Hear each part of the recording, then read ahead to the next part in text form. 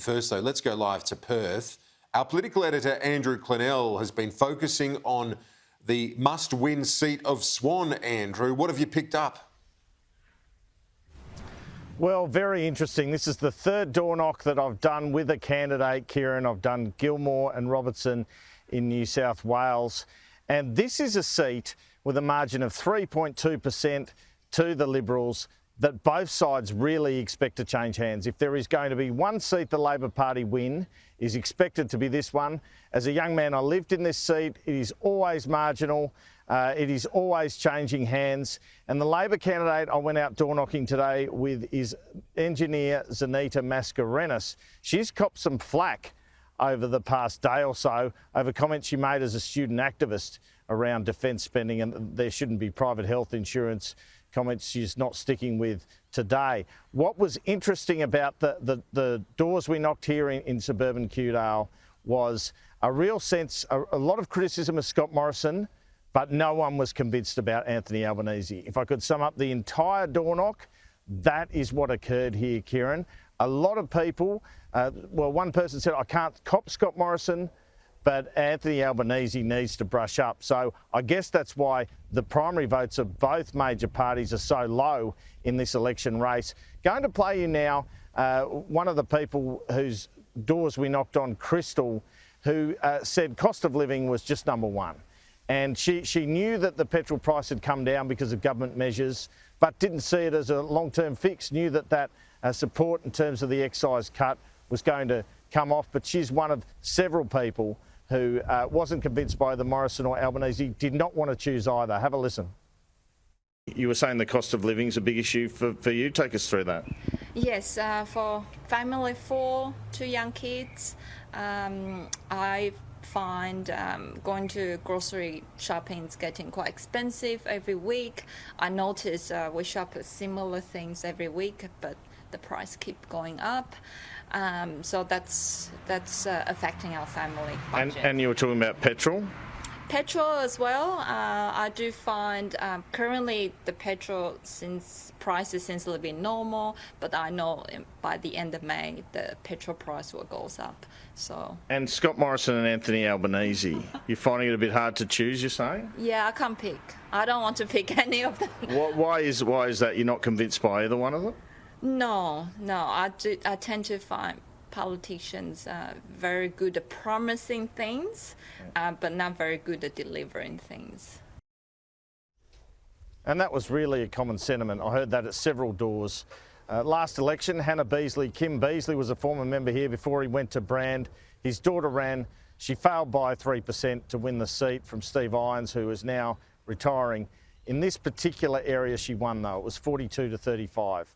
So it's interesting that although there was a lot of criticism about Scott Morrison, everyone loved Mark McGowan here, no one was really much of an Albanese fan. Here's a gentleman called Mark who didn't think much of Scott Morrison and, as he put it, his smirk. You're saying you don't particularly like Scott Morrison. Why is that? Because I seen him the other day on TV, and just the way he smirks, you know. Albanese, I reckon, should be in and give him a chance.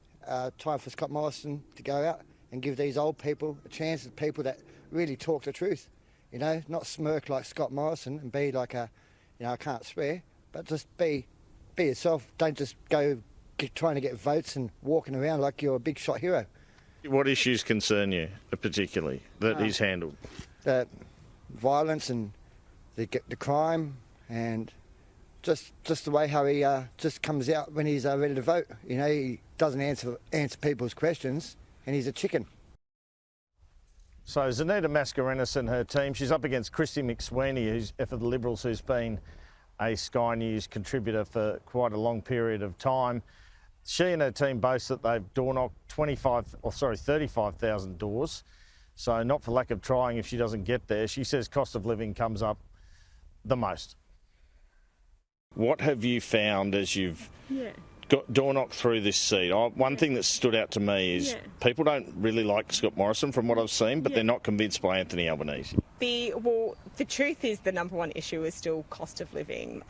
Cost of living has been going through the roof. Households are doing it tough, and they're looking for structural changes to address this. Now, Zanita Mascarenhas going in pretty hard on these doors in terms of Scott Morrison joining Clive Palmer's opposition in the High Court to border closures. I had a Liberal here in Western Australia say if Pearce and Swan are lost, it is on this issue alone.